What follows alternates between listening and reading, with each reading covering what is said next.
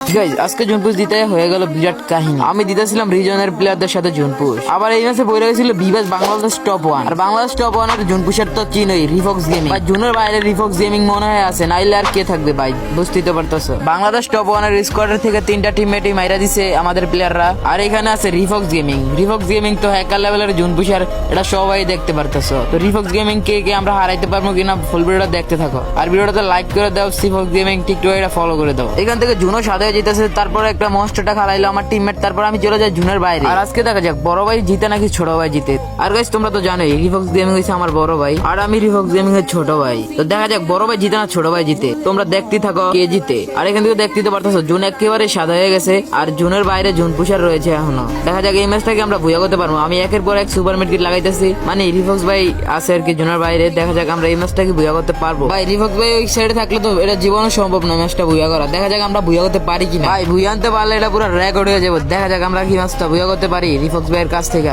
এখানে ভাই একের পর এক সুপার মিডকিট লাগাইতেছি, ভাই আমার সুপার মিডকিটও শেষ হয়ে যাইতেছে, এটা ভুয়া আনা সম্ভব না গাইজ। বাইরে ভাই রিফক্স গেমিং আছে না কি আছে আমরা নিজে জানি। ওরে ভাই রিফক্স গেমিং না, এটা কে ভাই বুঝলাম না। হয়তো বা রিফক্স গেমিং এর শীর্ষ হইতে পারে, সমস্যা নাই ভাই।